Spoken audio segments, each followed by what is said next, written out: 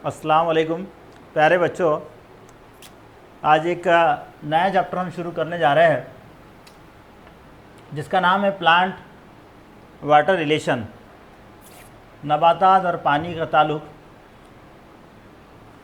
ये जो चैप्टर है ये पुराने सिलेबस में था, बीच में फिर इसको निकाल दिया गया, फिर दोबारा से ये नए सिलेबस में इसको इंक्लूड किया गया।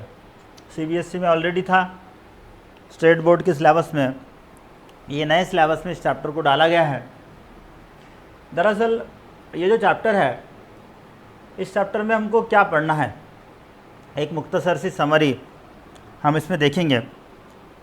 सबसे पहले हमको इस चैप्टर में जो पढ़ना है वो पानी की कुछ कैरेक्टरिस्टिक्स या उसकी खुसूसियात, उसकी प्रॉपर्टीज़, जो आज के लेक्चर में हम इंशाल्लाह पढ़ेंगे। पानी को जज़्ब करने वाले अज़ा यानी नबातात में कौन से है, स्पेशली जड़ का वो हिस्सा जो पानी को जज़्ब करता है, जिसको जड़ बाल हम कहते हैं, रूट हेयर, इसका स्ट्रक्चर, इसकी साख, जो ज़मीन में जो पानी मौजूद है वो पानी किस किस शक्ल में है और उसको कैसे जज़्ब किया जाता है, यानी ये किस शक्ल में है, यहाँ उसको कैसे जज़्ब करते हैं।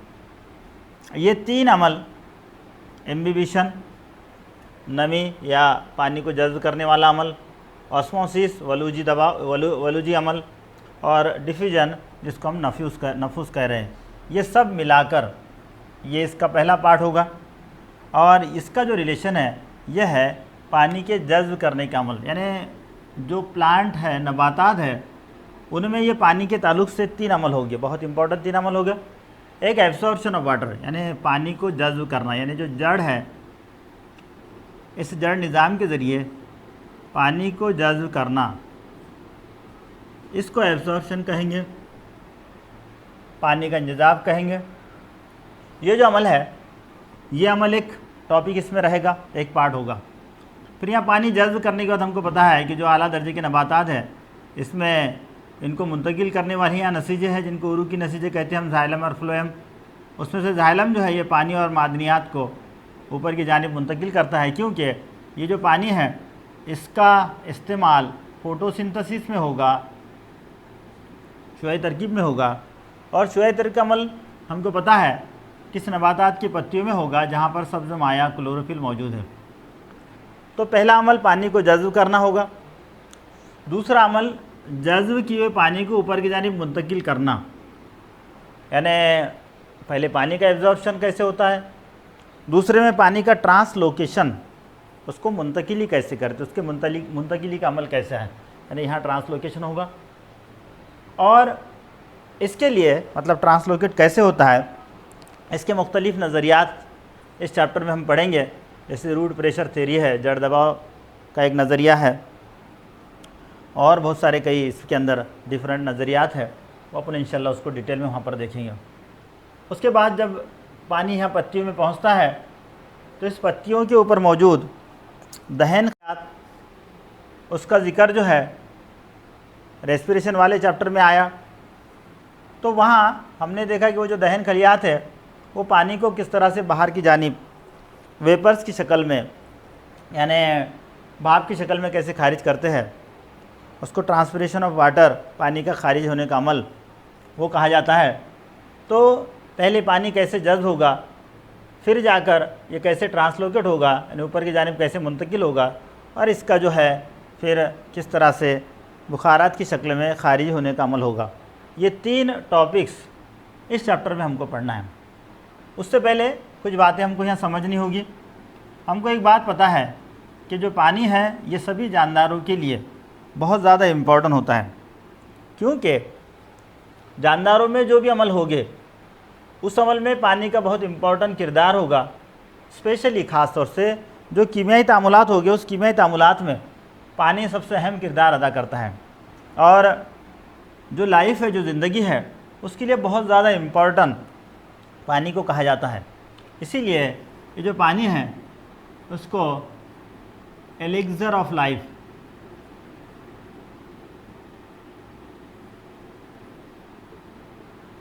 आब हयात ऐसा कहा गया है। क्योंकि चाहे नबातात हो, हैवानात हो, दिगर जानदार हो, इन सब में उनके लाइफ, उनके ज़िंदगी में होने वाले जो प्रोसेस, मुख्तलिफ जो अमल है, उस अमल में मैक्सिमम जगह इस पानी का इस्तेमाल होता है। कभी किसी चीज़ को ट्रांसफ़र करने के लिए, कुछ कीमियाई तामुलात करने के लिए, और बहुत सारी जगह एक्सक्रीशन के लिए। इस तरह से बॉडी के अंदर या जिस्म के अंदर मौजूद जो मुख्तलिफ़ कीमियाई मादे हैं उनके तवाज़ुन को बरकरार रखने के लिए, बॉडी फ्लूइड यानी जिसमें मौजूद जो माया है उसके पीएच को बरकरार रखने के लिए, बहुत सारे बॉडी का जो टेम्परेचर है उसको मेंटेन करने के लिए, बहुत सारे कई ऐसे इंपॉर्टेंट जो है इस पानी के, इस जानदारों के ताल्लुक़ से है। नबातात में ख़ास तौर से इसका जो ताल्लुक़ है, मैंने आपको बताया कि नबातात में होने वाला जो ग़िज़ा जो तैयार होती है जिसे अपन फ़ोटोसिंथेसिस कहते हैं, उस फ़ोटोसिंथेसिस में इस्तेमाल होने वाला पानी वो ज़मीन से जज़्ब किया जाता है। यानी जो नबातात अपनी ग़िज़ा खुद तैयार करते हैं, उनको अपन खुद कफ़ील कह रहे हैं, वहाँ पानी एक बहुत इम्पॉर्टेंट अहम कीमियाई मादा है। तो इस तरह से हम देखेंगे कि पानी जो है ये मुख्तलिफ़ जानदारों में किस तरह से इम्पॉर्टेंट है। सबसे पहले यानी इस चैप्टर में प्रॉपर्टीज़ ऑफ वाटर बहुत आसान है कि पानी का जो उसके जो कैरेक्टरिस्टिक्स है, क्या खुसूसियात है। सबसे पहले एक लिक्विड फॉर्म में होता है, एक माई की शक्ल में है, हमको पता है। यानी अगर दर्जे हरारत आम हो, जिससे अपन रूम टेम्परेचर कहते हैं, जो जनरल दर्जा हरारत होता है, उस दर्जा हरारत पर जो है तो ये लिक्विड स्टेट में होगा। 100 डिग्री सेल्सियस पे इसका बॉइलिंग होगा और 0 पे ये फ्रीजिंग में आ जाएगा। तो इस तरह से ये इसका यानी लिक्विड फॉर्म में रहेगा। ये एक पहली बात, ये प्रॉपर्टी इसकी पहली। दूसरी प्रॉपर्टी यानी ऐसे बहुत सारे इसकी प्रॉपर्टीज़ है, उसमें इसकी जो प्रॉपर्टीज़ है पानी की, ये एक इम्पॉर्टेंट जो प्रॉपर्टी इसकी है, ये बहुत ही बेस्ट सॉल्वेंट है।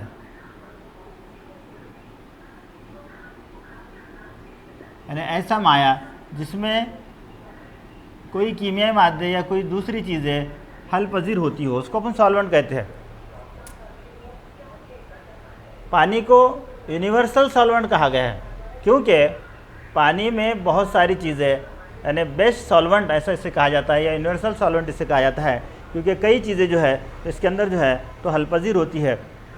उसके बाद हमको देखना है, ये जो पानी में, ये तो हो गया लिक्विड फॉर्म में होगा, इसको बेस्ट सॉल्वेंट कहा गया है। नेक्स्ट चीज़ हमको देखना है कि बहुत सारे जो कीमियाई मादे हैं, ये बहुत सारे कीमियाई मादे इस पानी के ज़रिए ही यानी एक जगह से दूसरी जगह मुंतकिल हो गए, उनको एक जगह से दूसरी जगह ले जाया जाएगा। जैसे मिनरल्स है, मादनियात है नबातात में, जिनका बहुत इम्पोर्टेंट होता है। दिगर कीमियाई मादे हैं, उन सब का जो है ये पानी के ज़रिए मुंतकिली का अमल होगा।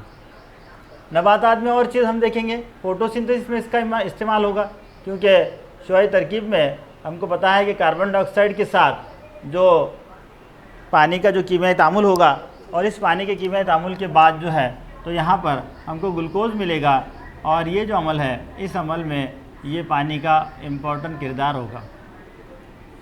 ओके, इसके अलावा और बहुत सारी इसकी प्रॉपर्टीज़ है यानी पानी की, जैसे यूनिवर्सल सॉल्वेंट तो है ही है, साथ ही साथ जो इसका जो अहम किरदार, अहम रोल जो होगा, वो नबातात और हैवानात में उनके बॉडी के अंदर मौजूद जो लिक्विड है उसका पीएच मेंटेन करने के लिए उसका होगा।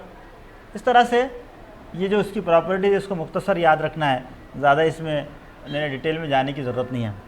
यहाँ से हम इसको डिटेल देखते हैं। वाटर एब्सॉर्बिंग ऑर्गन्स, नबातात में हमको पता है कि पानी को जज्ब करने वाला, अगर हम नबातात बड़े पौधों को अगर देखते हैं तो इस बड़े पौधों में हम उसके जो डिफरेंट पार्ट है, उसके जो मुख्तलिफ़ हिस्से हैं, अगर उनको हम पढ़ेंगे तो आपको पता है कि नबातात में ये एक जड़ निज़ाम होगा,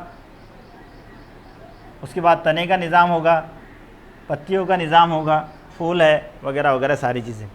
उनमें से ये जो जड़ है, ये जड़ पानी को जज्ब करने वाला एक ऑर्गन, एक अज़ा नबातात में पाया जाता है। 11th क्लास में एक मॉर्फोलॉजी वाला जो चैप्टर है उसमें इस जड़ का स्ट्रक्चर आप लोगों ने पढ़ा है। इसको मुख्तसर से यहाँ रिवाइज़ करते हुए हमको पता है कि जड़ जो है, जो ख़ास तौर से जो जिसको टैप रूट सिस्टम असल जड़ कहते हैं, उसके स्ट्रक्चर में जो मुख्तलिफ हिस्से हैं उनमें यहाँ इस जड़ के आखिरी सिरे पर एक कवरिंग है, एक कैप लाइक स्ट्रक्चर है, इसको रूट कैप जड़ टोप कहा जाता है। ये हमने इसको डिटेल पढ़े हैं 11th में, इसका क्या फंक्शन है वगैरह, ठीक है। यहाँ सिर्फ इसको याद रखिए, हिस्सा जिसको अपन रूट कैप कह रहे हैं। उसके बाद ये जो जड़ का जो आखिरी हिस्से की जो खलियात है, ये इसको मेरिस्टेम या मेरिस्टेमेटिक सेल्स ये कहा गया है। ये जो खलियात है, इन खलियात में खलवी तकसीम की सलाहियत पाई जाती है, यानी जड़ की जो लंबाई बढ़ेगी, इस लंबाई में खलवी तकसीम होगी, खलियात की तादाद बढ़ेगी और ये जड़ जहाँ तक उसको पानी, मादनियात, नमकियात हासिल नहीं होती वहाँ तक इसकी जो है लंबाई को बढ़ाते रहेगी। तो ये मेरिस्टेम के ज़रिए होगा, यानी इसमें मुसलसल खलवी तकसीम का अमल होगा। नबातात के जो मुख्तलिफ हिस्से जहाँ पर खलवी तकसीम का अमल होता है, उस खलवी तकसीम होने वाले खलियात को हम मेरिस्टेम कहते हैं, और जो आखिरी हिस्से में होते हैं जैसे यहाँ पर, इनको मेरिस्टेम तो कहेंगे लेकिन अपाइकल मेरिस्टेम, ठीक है। लैटरल वो अपन इसके बाद एक चैप्टर अपन पढ़ेंगे ग्रोथ, वहाँ इसको डिटेल में इंशाल्लाह पढ़ेंगे अपन। तो पहला हिस्सा रूट कैप, दूसरा मेरिस्टेम या मेरिस्टेमेटिक सेल। उसके बाद ये बीच वाला जो हिस्सा होता है, यहाँ पर मेरिस्टेम में खलवी तकसीम होकर जो नए खलियात हो गए, और उसके बाद जो ये खलियात उसके पहले वाले जो पहले खलवी तकसीम में बन चुके हैं, उनकी जसामत में इजाफा होगा। इब्तदाई हालत में वो छोटे हो गए और बाद में इजाफा होगा, जिससे ये जड़ की जो लंबाई है बढ़ेंगी। तो इसको ग्रोथ रीजन कहा गया, एलोंगेशन या ग्रोथ रीजन, यानी नमू वाला हिस्सा है ये खलवी तकसीम वाला, सेल डिवीजन वाला हिस्सा इसे कह सकते हैं।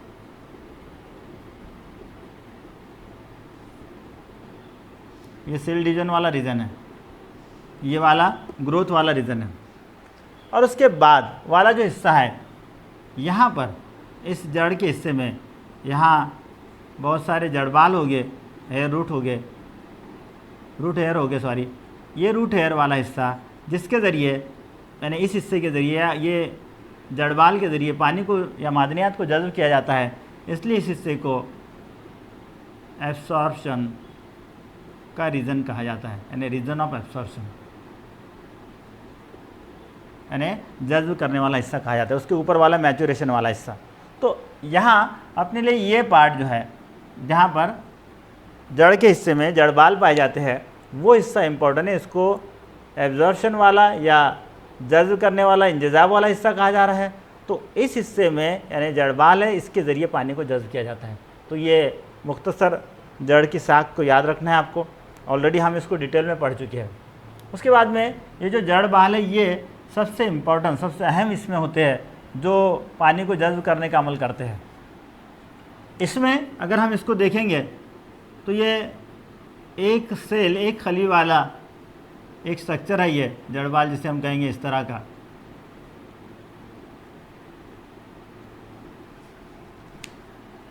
यहाँ एक बहुत बड़ा एक वैक्यूल है, खालिया जिसे हम कहते हैं, क्योंकि नबाती खलिए में वैक्यूल्स होते हैं जो पानी को जमा रखते हैं, पानी को जज़्ब करते हैं, पानी को हासिल करते हैं। उनको पता है कोई भी अगर खला होगी, खाली जगह होगी, तो खाली तो नहीं रहेगी, उसमें कोई चीज़ आएगी, तो यहाँ पर पानी आएगा। इसके क्योंकि नबाती खलिया है तो पता है हमको कि इसके ऊपर ये सेल वाल होगा, ये खलवी दीवार होगी, बाहर वाला ग्लाफ, अंदर वाला सेल मेम्ब्रेन होगा, ये सेल वॉल होगा, ये सेल मेम्ब्रेन या प्लाज्मा मेम्ब्रेन, यानी ये खलवी झिल्ली, ओके। और ये है इम्पोर्टेंट हिस्सा वैक्यूल खालिया, ठीक है। अब इसका ये जो कवरिंग है, इसको इपीब्लेमा भी कहा जाता है, यानी बैरूनी था, इसको इपीब्लेमा, ये दोनों मिलाकर। इसमें स्पेशल ख़ास तौर से ये जब पानी के ताल्लुक़ में आएगा, क्योंकि ये जड़ ज़मीन के अंदर होगी और इसके अतराफ़ जो मिट्टी है, इसके अतराफ़ जो ज़मीन है, उसके अंदर पानी होगा। इस पानी के ताल्लुक़ में जब आएगा तो फ़ौरन यहाँ पर जो है तो ये पानी ट्रांसफ़र होगा और इस वैक्यूल में ये पानी फुलफिल हो जाएगा, भर जाएगा, और इस तरह से ये पानी और साथ ही साथ मिनरल्स, मादनियात जो है तो इन्हें इस जड़ बाल के ज़रिए जज्ब किया जाएगा। इसीलिए इस हिस्से को जो है यानी रीजन ऑफ एब्जॉर्प्शन या जज्ब करने वाला हिस्सा कहा गया है। इसमें सबसे इम्पोर्टेंट ये रूट हेयर या जड़ बाल होगा, जो अपने वहाँ पर उसकी साख देखे, उसका स्ट्रक्चर देखे। अब ये जो जड़ बाल है ये पानी जो जज्ब करता है, तो उसके लिए जो पानी ज़मीन में अवेलेबल होता है, यानी पानी जो मुहैया किया जाता है या पानी यहाँ मौजूद होता है, वो पानी किस तरह का होता है ये हमको पहले देखना है। तो सबसे पहले ये जो पानी है ज़मीन के अंदर, ये पानी किस तरह से होगा, ये इसको आप लोग नोट डाउन कर लीजिए, इसकी डायग्राम बना लीजिए। स्ट्रक्चर ऑफ रूट ऑलरेडी आपके पास होगी, लास्ट ईयर अपने इसको बहुत अच्छे से पढ़े हैं। चलिए ये स्ट्रक्चर भी हमने उसको बनाए थे उस वक्त। इसमें जो पानी ज़मीन के अंदर मौजूद है, अवेलेबल वाटर जिसे अपन कह रहे हैं, ये पानी ज़मीन के अंदर चार टाइप से मौजूद होगा, यानी इसकी 4 शक्लों में जिसे हम कह सकते हैं वो मौजूद होगा। पहली जो शक्ल है इसकी वो होगा ग्रेविटेशनल,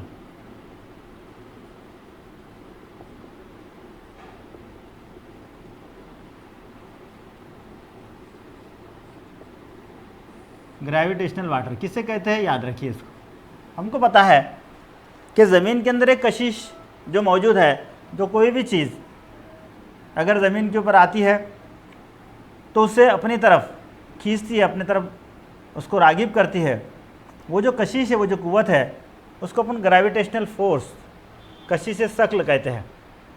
वो जो कशिश शक्ल है, उस कशिश शक्ल की वजह से, जैसे जो पानी ज़मीन के ऊपर गिर रहा है, बारिश का पानी है, ये पानी उस कशिश की वजह से ज़मीन के अंदर किसी हिस्से में जमा होता है, वहाँ पर उसको जमा किया जाता है, और वो जो पानी है उस पानी को ग्रेविटेशनल वाटर कहेंगे। इन शॉर्ट में आपको याद रखना है कि कशिश शक्ल की वजह से या ज़मीन की जो कशिश है उसकी कुव्वत की वजह से जो पानी ज़मीन के अंदर जमा किया जाता है, जो जमा रखा जाता है, उसको ग्रेविटेशनल वाटर कहा जाएगा। सिंपल सी बात है। लेकिन ये जो पानी है, ये पानी नबातात की जो जड़ है वो जज्ब नहीं करती है, यानी वो उसको जज्ब करने के काम नहीं आएगा। ग्रेविटेशनल वाटर जो है तो ये यानी स्पेशली ज़मीन के अंदर जमा रहेगा, फिर बाकी कुछ बहुत सारे उसके इंतजाम है उसको ऊपर निकालना वगैरह के, वो यहाँ अपना मौजूद नहीं है। यहाँ हमको याद रखना है कि ये नबातात की जड़ें इसको जज्ब नहीं करेगी। उसके बाद में सेकंड जो है यानी दूसरा, उसको हाइग्रोस्कोपिक कहा जाता है। पहला ग्रेविटेशनल हो गया, दूसरा हाइग्रोस्कोपिक वाटर। ये क्या होता है याद रखिए इसको। ग्रेविटेशनल हमारे समझ में आ गया। हाइग्रोस्कोपिक वाटर उससे कहेंगे कि जो डिफरेंट मॉलिक्यूल्स, जो छोटे छोटे ज़र्रात ज़मीन के अंदर जो पार्टिकल्स है, उस छोटे छोटे पार्टिकल्स के अंदर, छोटे छोटे ज़र्रात के अंदर जो पानी जज्ब होगा, यानी जो जज्ब करके उसके अंदर रखा हुआ रहेगा, वो जो पानी है उसको हाइग्रोस्कोपिक वाटर कहा जाता है।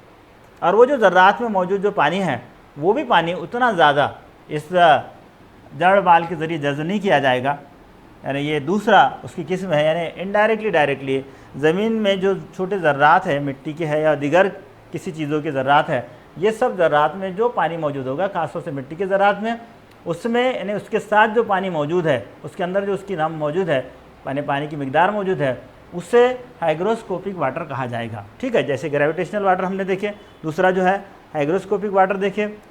इसकी जो तीसरी जो टाइप है वो है कंबाइन वाटर।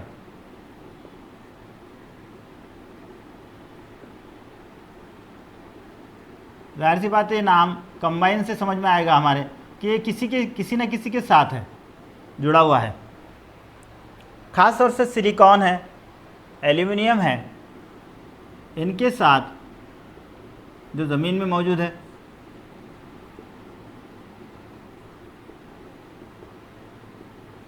इनके साथ जो पानी जुड़ा होता है या इनके साथ रिएक्ट करके वहाँ जो पानी जज्ब या जमा रखा जाता है, उसे हम कंबाइन वाटर कहते हैं।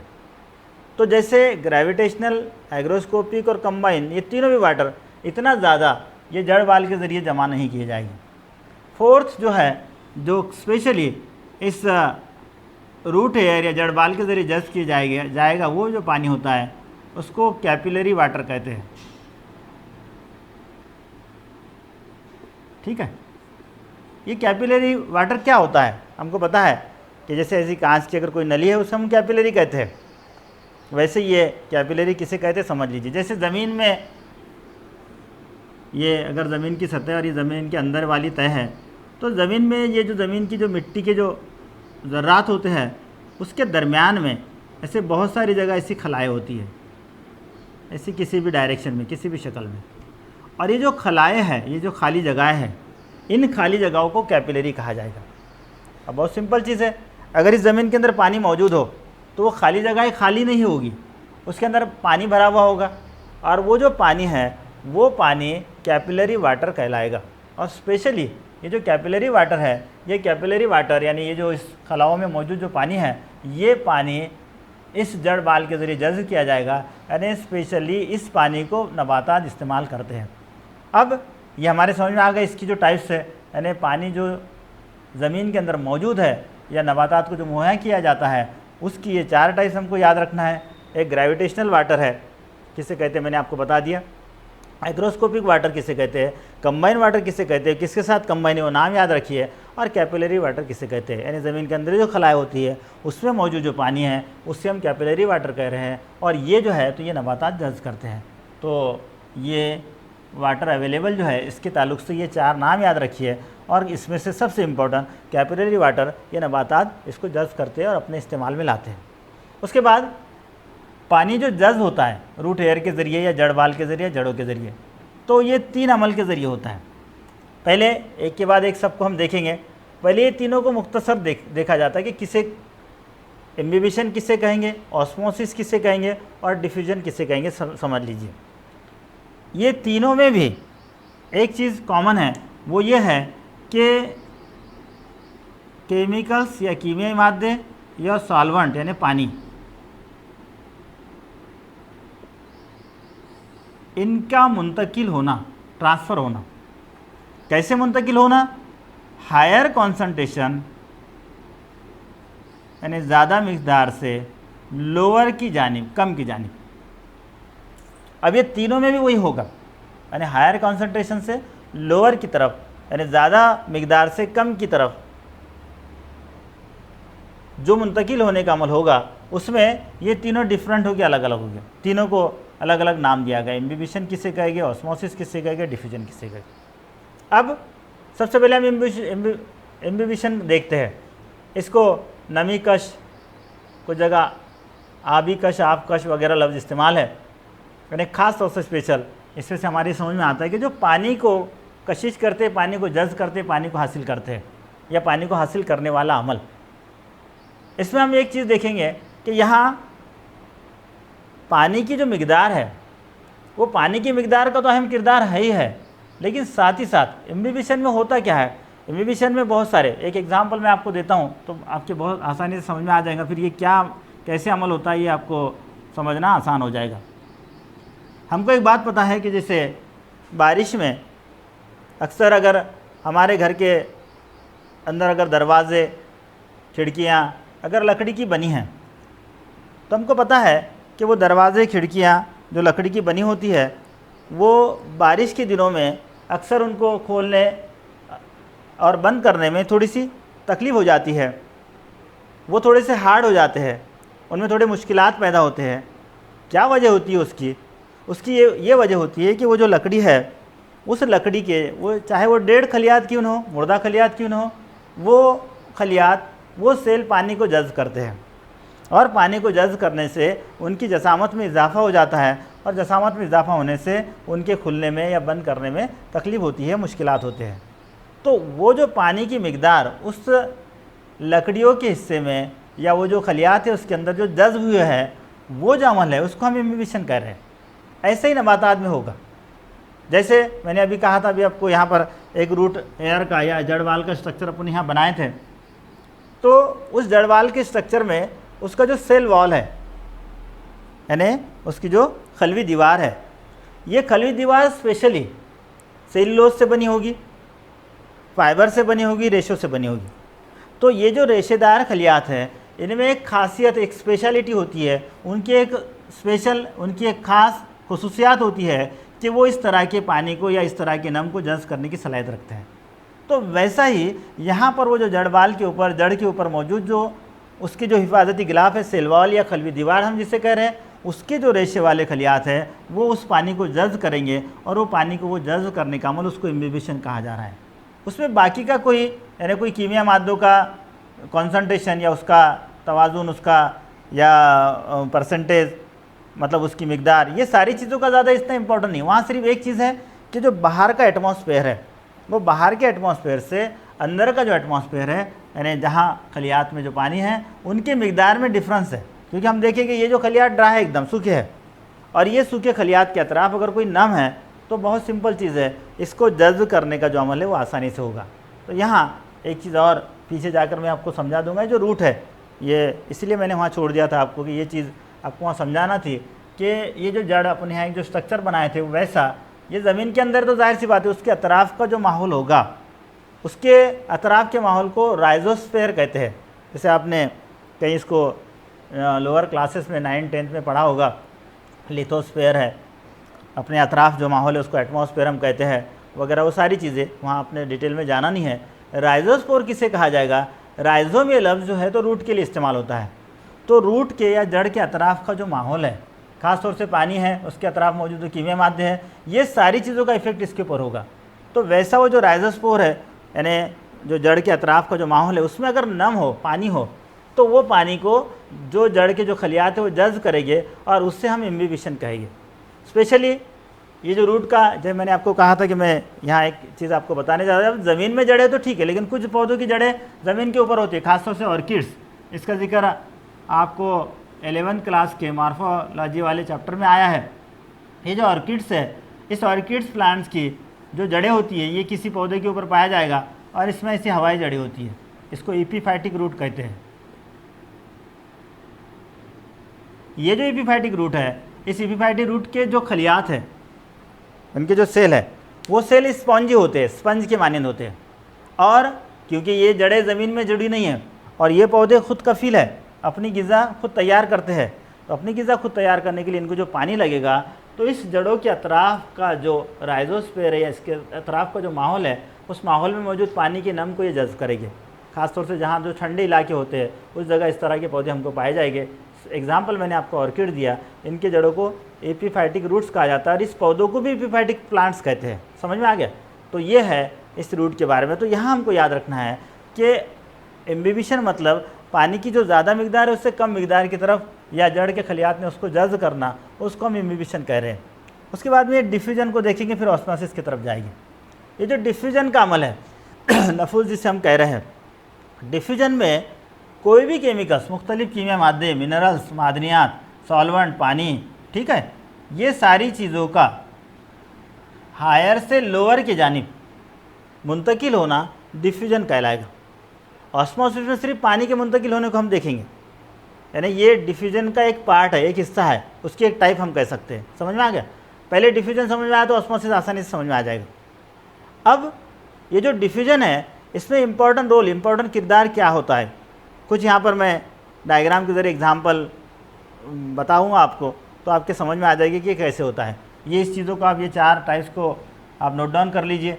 ये एपिफाइटिक रूट को नोट डाउन कर लीजिए, कभी इसको शॉर्ट नोट्स में खाली जगह में पूछा जाता है। अब चलते हैं ये डिफ्यूजन की तरफ। ये डिफ्यूजन कैसे होता है आपको समझना है। पहली चीज़, अभी मैंने आपको कहा कि जड़ के अतराफ़ का जो माहौल होगा उसको अपने राइजोस्फेयर कहे। कोई भी पौधे का ये जड़ निज़ाम है, फॉर एग्ज़ाम्पल इसके अतराफ़ का ये माहौल है, माहौल मतलब ये पानी है, यहाँ पर मिट्टी के अंदर मुख्तलिफ़ मादनियात है, ठीक है, ये जड़बाल है जहाँ से पानी को जज्ब किया जा रहा है। अब होगा क्या, कैसे होगा ये?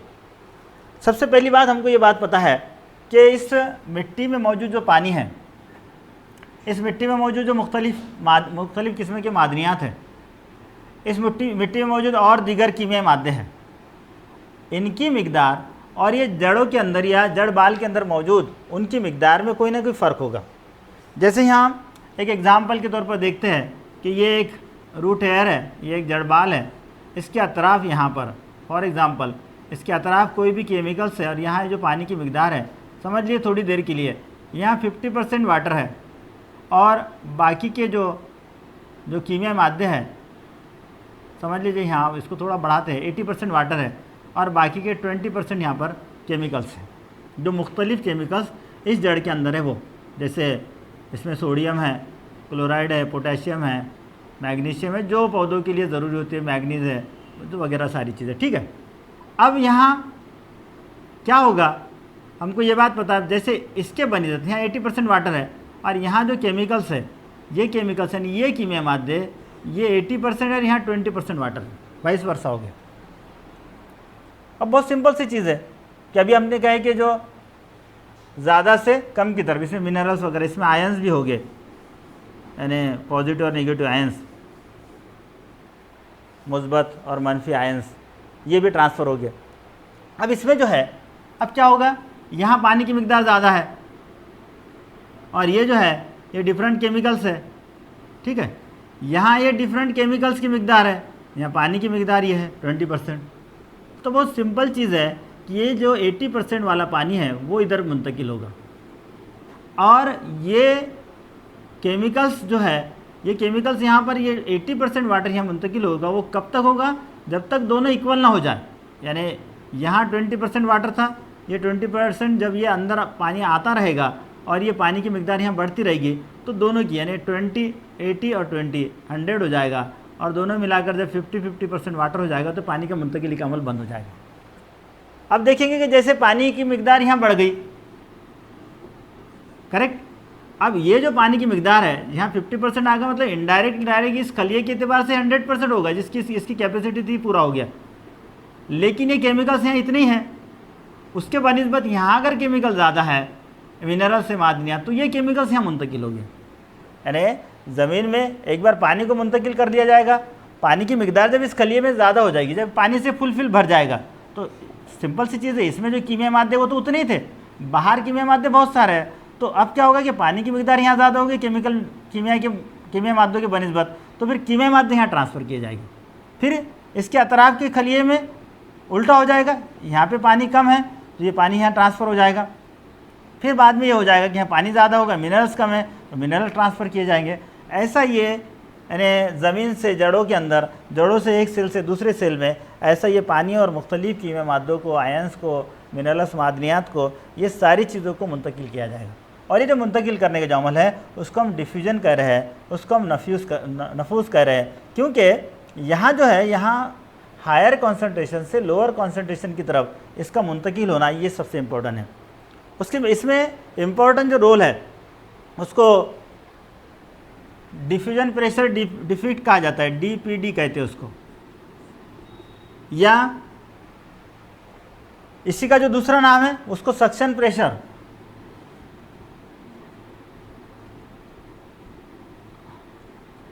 या इसी को वाटर पोटेंशियल,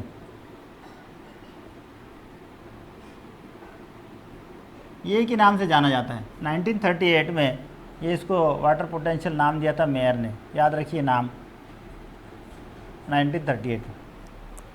तो ये जो DPD है इस पर डिपेंड करेंगे कैसे उसको पानी को जज करना है। डिफ्यूजन प्रेशर डिफेक्ट किसे कहेंगे, जैसे यहाँ पर हम एक एग्जांपल दे रहे हैं, जैसे मैंने अभी आपको कहा था वैसे, जैसे ये कोई सेल है, ये खलिया है, अब यहाँ कोई एक केमिकल्स है, समझ लो ये क्लोराइड आयंस है या और कोई दिगर आयंस है। अब यहाँ ये निगेटिव आयंस ज़्यादा हो गए, इसके बाजू का कोई सेल है, बाजू का कोई खलिया है, इसमें कोई पॉजिटिव आयंस ज़्यादा है। अब ये दोनों में जो कीमियाई मादे हैं इसमें आयंस के एतबार से, वैसे हर केमिकल्स के एतबार से होगा, ये आयंस का समझना बहुत आसान होता है ताकि आपके समझ में आ जाएगा कि कैसे होगा। अब इसमें निगेटिव आयंस ज़्यादा हो गए तो यहाँ जो प्रेशराइज होगा, यानी ये आयंस ये यहाँ प्रेशर पैदा करेंगे, इसके ये जो बाहर का खलिया है या सेल मेम्ब्रेन है इसके ऊपर, और ये सेल मेम्ब्रेन पर ये प्रेशर पैदा करेंगे क्योंकि इधर इनकी मिकदार कम है बनिस्बत इधर के, तो यहाँ ये प्रेशर पैदा जो करेंगे तो यहाँ इनकी डेफिशिएंसी है, और वो जो डेफिशिएंसी है उसको DPD कहा गया है। यहाँ उनको जज्ब किया जाएगा, सख्त किया जाएगा, इसलिए उसको सक्शन प्रेशर कह रहे हैं। तो यहाँ अगर समझ लो जो आयंस ज़्यादा है वो ज़्यादा आयंस इस तरफ मुंतकिल किए जाएंगे, और कब तक किए जाएंगे, दोनों में इक्वल ना हो जाए, एक केमिस्ट्री में आप इस टॉपिक को पढ़ोगे, यहाँ आपने उसको इतनी ज़्यादा ज़रूरत नहीं है, उसको शायद केमिकल इक्विलिब्रियम कहा जाता है, यानी दोनों कीमिया मादों का इक्वल हो जाना, मसाई हो जाना। तो अब यहाँ हम समझ सकते हैं कि जब ये इक्वल हो जाएंगे, मसाई हो जाएंगे, तो इसका बहाव जो है रुक जाएगा और ऐसे ये उधर ट्रांसफ़र हो जाएगा, ऐसे इस तरह से इसका डिफ्यूजन हो जाएगा। तो यहाँ जो डिफ्यूजन हो रहा है, ये एक इम्पॉर्टेंट चीज़ ऐसी है कि यहाँ पर जो प्रेशर फॉर्म हो रहा है, यहाँ पे जो एक दबाव तैयार हो रहा है कि उसको हासिल करने के लिए, और इसको डीपीडी कहा जा रहा है, और इसी को हम सक्शन प्रेशर कह रहे हैं, इसको वाटर पोटेंशियल कह रहे हैं। दूसरा इसमें अहम किरदार किसका होगा? दूसरा इसमें अहम किरदार पानी का होगा। बहुत सिंपल चीज़ है कि इसका जो परसेंटेज है वो डिपेंड करेगा यहाँ पानी की मिकदार पर। यहाँ अगर पानी की मिकदार कम है बनिस्बत यहाँ के, तो यहाँ प्रेशर इसका ज़्यादा होगा, क्योंकि अगर कोई भी सॉल्यूशन में, किसी भी महलूल में अगर सॉल्वेंट ज़्यादा हो, पानी ज़्यादा हो और कीमिया माध्य अगर कम है, तो वो जो सॉल्यूशन है, वो जो जिसे अपन महलूल कह रहे हैं, वो हल्काया कहलाएगा, और वहाँ जो कीमिया माध्य उसका प्रेशर कम होगा। तो इनडायरेक्टली डायरेक्टली जो है, तो वहाँ पानी की मिकदार भी बहुत इंपॉर्टेंट रोल अदा करती है। और जब पानी की मिकदार इधर ज़्यादा होगी तो वो कम की तरफ मुंतकिल होगी, और कम है जहाँ पे इधर ज़्यादा की तरफ कम की तरफ मुंतकिल होगी। और कब तक होगी? जब तक वो इक्वल ना हो जाए। तो जैसे पानी और मुख्तलिफ कीमिया मादे ज़्यादा से कम की तरफ मुंतकिल होते हैं, उससे अपने डिफ्यूजन कहें, वैसा ही ऑस्मोसिस कहा जाता है, जिसमें पानी मुंतकिल होने का अमल होता है। तो एम्बिबिशन किसे कहते हैं हमारे समझ में आ गया, डिफ्यूजन किसे कहते हैं समझ में आ गया, ऑस्मोसिस किसे कहते हैं अब हम इसको पढ़ेंगे। तो डिफ्यूजन में याद रखिए मुख्तलिफ आयन्स है, मिनरल्स है, कीमियाई मादे हैं, इवन पानी है, सॉल्वेंट हम पानी को कह रहे हैं, इन सब का ज़्यादा कॉन्सेंट्रेशन से कम की तरफ मुंतकिल होना। अब हम आते हैं ऑस्मोसिस की तरफ। ये डिफ्यूजन की एक किस्म है। ऑस्मोसिस में कुछ चीज़ें हमको याद रखना है, स्पेशली पानी की मिकदार, पानी का मुंतकिल होना। इसमें दो तरह से ऑस्मोसिस होगा। जैसे अगर किसी सेल में पानी अंदर की तरफ आ रहा है, तो जाहिर सी बात है यहाँ उसका कॉन्सेंट्रेशन ज़्यादा होगा बनिस्बत ये खलिए के। किसी सेल में ऐसा होगा कि अपने करीबी खलिए को पानी देगा, मतलब ये खलिए के बाहर पानी मुंतकिल होगा, तो इसका मतलब ये है कि यहाँ इसका कॉन्सेंट्रेशन ज़्यादा है बनिस्बत उसके अतराफ़ के खलिए से, अतराफ़ के माहौल से। तो अगर ये पानी अंदर की तरफ मुंतकिल हो रहा है, इसको तो ऑस्मोसिस कहेंगे, लेकिन उससे हम कहेंगे एंडो ऑस्मोसिस, यानी पानी का बाहर से खलिए के अंदर मुंतकिल होना, हायर से लोअर कॉन्सेंट्रेट की जानिब। और अगर खलिए से खलिए के बाहर अगर मुंतकिल होता है तो हम उससे एक्सो ऑस्मोसिस कहेंगे। ठीक है, ये दो चीज़ें याद रखिए, यानी पानी अगर खलिए के अंदर मुंतकिल हो रहा है एंडो ऑस्मोसिस कहलाएगा, और अगर वो बाहर के जानिब मुंतकिल हो रहा है तो वो एक्सो ऑस्मोसिस कहलाएगा। उसके बाद फिर क्या होगा, जब ये पानी यहाँ पर मुंतकिल होगा तो इसकी एक खलिए की कैपेसिटी होगी, और जब ये फुलफिल हो जाएगा, पूरी तरह से भर जाएगा, तो इसको टर्जर कहा जाता है, फुलफिल वाला खलिया कहा जाता है। और उस वक्त का यहाँ जो दबाव होगा उसको टर्जर प्रेशर कहते हैं। फिर ये फुलफिल होने के बाद सिंपल चीज़ है, यहाँ पर जो कीमियाई मादे हैं उनकी मिकदार, क्योंकि पानी की मिकदार ज़्यादा होने से वो कॉन्सेंट्रेशन उसका कम हो जाएगा, फिर यहाँ कीमियाई मादे मुंतकिल किए जाएंगे, ऐसा ही वाइस वर्सा चलता रहेगा। तो ऑस्मोसिस में याद रखिए कि पानी की मुंतकिली का अमल, उसको अपन ऑस्मोसिस कर रहे हैं हायर से लोअर की जानिब। इसमें अगर खलिए के अंदर अगर मुंतकिल हो रहा है पानी, एंडोऑस्मोसिस कहलाएगा। खलिए से बाहर की जानिब अगर हो रहा है तो एक्सोऑस्मोसिस कहलाएगा। अभी मैंने कहा आपको कि टर्जर प्रेशर जो है ने खलिए का फुलफिल हो जाना, पूरी तरह से भर जाना। इसमें जैसे जो इसके अतराफ़ का जो सोल्यूशन होता है उसके ऊपर डिपेंड करेगा, जैसे या खलिए में मौजूद जो महलूल है उसके ऊपर डिपेंड करेगा। अगर इसमें पानी की मिकदार कम है, दिगर कीमियाई मादे ज़्यादा है, तो ये एक हो सकता। दूसरा ये हो सकता कि पानी की मिकदार ज़्यादा है, दिगर कीमियाई मादे कम है, ये दूसरी चीज़ हो सकती। तीसरा, उसके अतराफ़ के खलियात के मुताबिक दोनों की मिकदार जो है वो इक्वल है। तो ये जो सोल्यूशन है, ये जो महलूल है, यानी इस खलिए के अंदर का जो महलूल है या बाहर का भी जो महलूल, इसके अतराफ़ का जो महलूल है, उसके लिए भी हम ये लफ्ज़ इस्तेमाल कर सकते हैं। जब अगर इसमें पानी की मिकदार कम है और दिगर कीमे मादे ज़्यादा है, तो ये कॉन्सनट्रेट होगा, तो इसको हाइपरटोनिक सॉल्यूशन, क्या कहेंगे इसको, हाइपरटोनिक, याद रखिए। और जब पानी की मिकदार ज़्यादा है, कीमे मादे कम है, तो बहुत सिंपल चीज़ है, इसका कॉन्सनट्रेशन क्या होगा, कम होगा, तब उसे कहेंगे हाइपोटोनिक। और अगर दोनों मसावी है तो तब उसे कहेंगे आइसोटोनिक। तो ये 3 किस्में इसकी होगी। अगर यहाँ कीमियाई मादे ज़्यादा है, पानी की मिकदार कम है, सॉल्यूशन कॉन्सनट्रेट है, तो हाइपरटोनिक कहलाएगा। यहाँ पानी ज़्यादा है, कीमियाई मादे कम है, हाइपोटोनिक कहलाएगा। या मसावी मिकदार में है, यानी यहाँ प्रेशर कम होगा, याद रखिए, यानी पानी का जो है, तो यहाँ पर पानी का प्रेशर जो है तो ज़्यादा होगा, यहाँ पर कम होगा, इस तरह से वहाँ पे मसावी होगा, तो इसे हाइपरटोनिक, हाइपोटोनिक और आइसोटोनिक सॉल्यूशन कहा जाता है। और इसके ऊपर डिपेंड करता है कि ऑस्मोसिस का अमल कैसे होगा।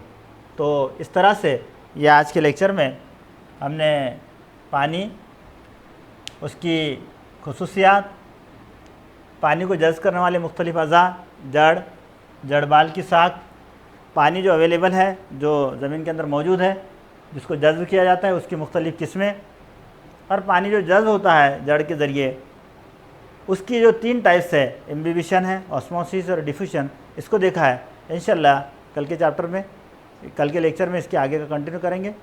चलिए, अल्लाह हाफ़िज़।